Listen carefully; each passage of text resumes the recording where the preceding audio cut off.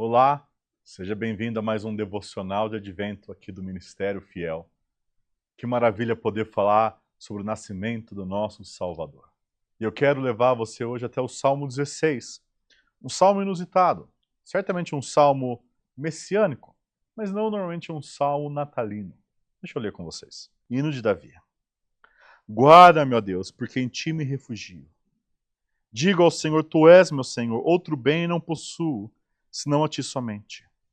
Quanto aos santos que há na terra, são eles notáveis, nos quais tenho todo o meu prazer. Muitas serão as penas dos que trocam o Senhor por outros deuses. Não oferecerei as suas libações de sangue, e os meus lábios não pronunciarão o seu nome. O Senhor é a porção da minha herança e o meu cálice. Tu és o arrimo da minha sorte. Cai-me as divisas em lugares amenos. É muito linda a minha herança. Bendigo o Senhor que me aconselha, pois até durante a noite o meu coração me ensina.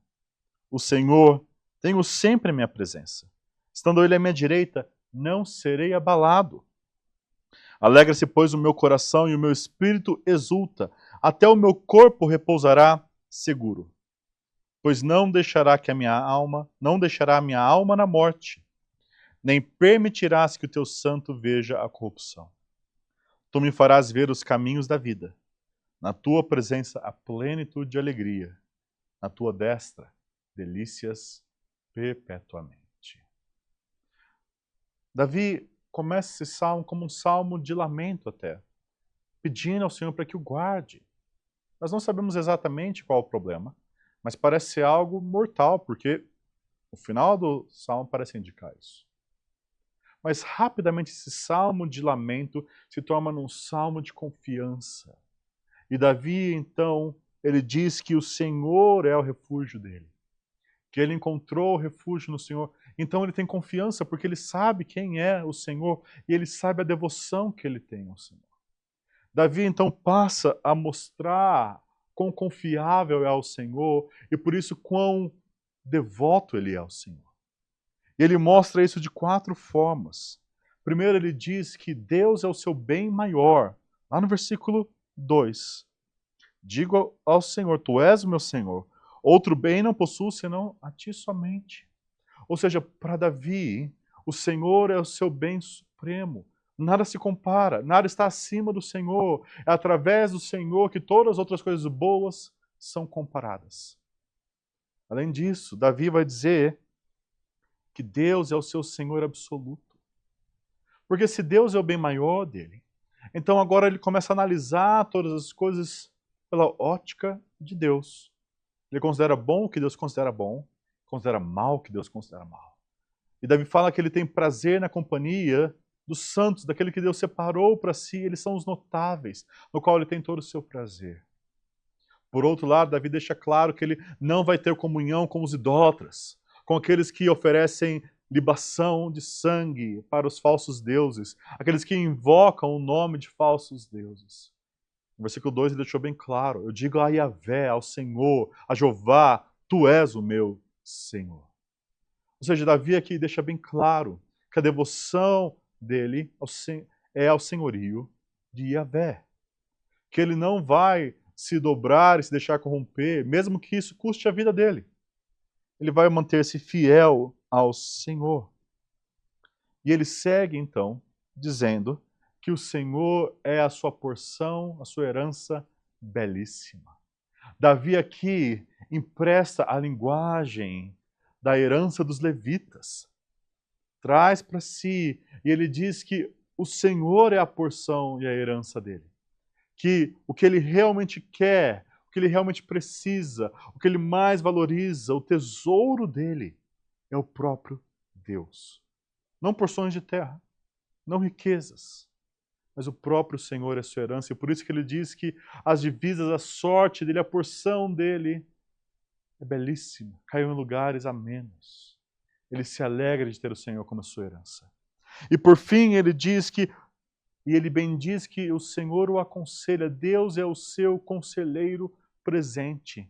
Deus, como seu conselheiro à sua destra, ele não vai ser abalado. Essa é a confiança dele. Porque se Deus é o seu Senhor, é ele a quem Davi ouve e obedece. Diante dessa devoção ao Senhor, Davi tem uma segurança. E essa segurança leva o homem interior de Davi a exultar, a se alegrar.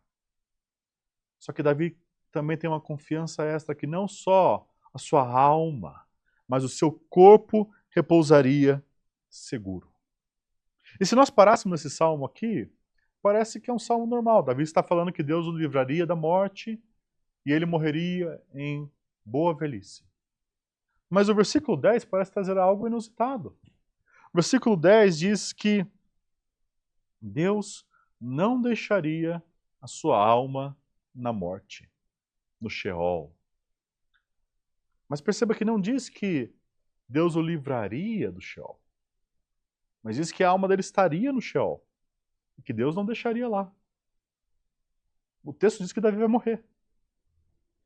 E depois, no mesmo versículo 10, na parte B, diz que não permitiria que o teu santo visse a corrupção do corpo, que o corpo dele degradasse. Mas se ele vai morrer, como que o corpo dele não vai corromper? Então, como que esse texto se explica? É aí que os apóstolos, tanto Pedro quanto Paulo, olham para esse texto de forma bem realista, falam para os judeus, pessoal, Davi está morto. Esse texto tem que falar de outro. Esse texto fala que o teu santo não veria corrupção. Davi, como profeta, está apontando para um outro, um santo, um justo, um piedoso. Alguém perfeitamente reto.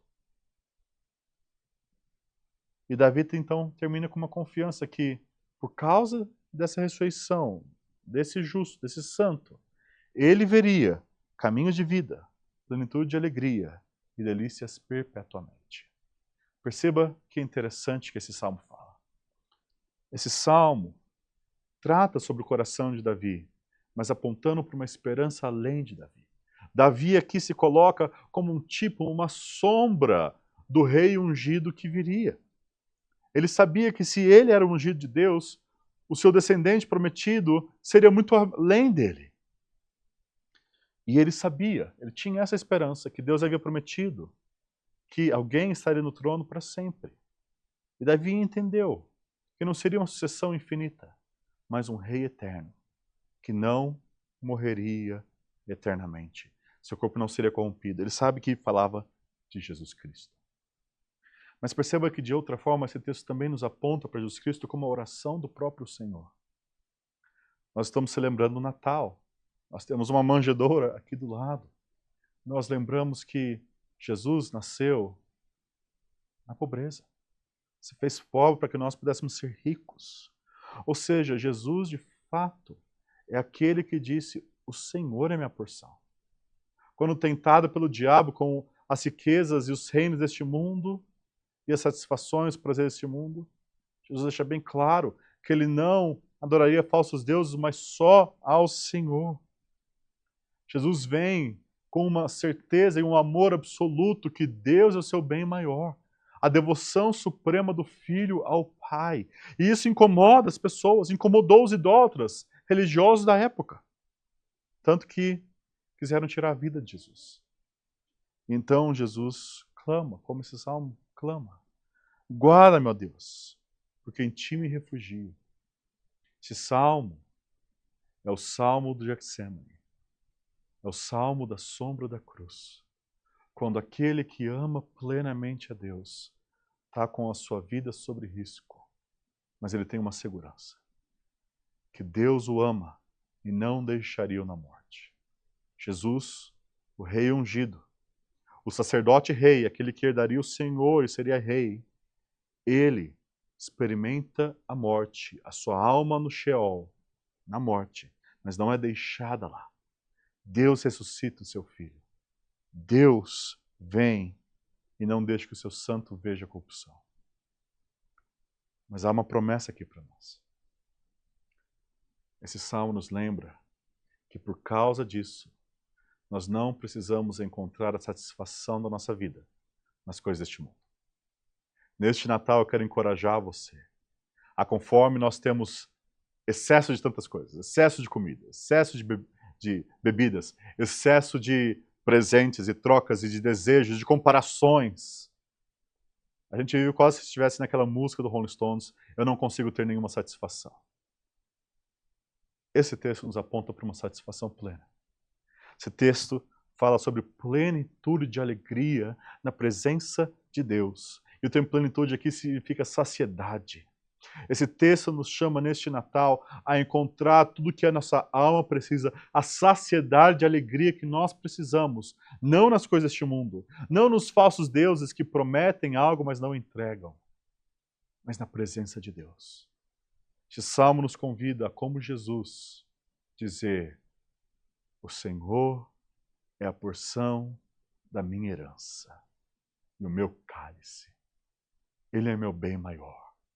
Eu não tenho outro bem além de ti. Ele é meu conselheiro. Ele é meu Senhor absoluto. Eu estou satisfeito. Feliz Natal.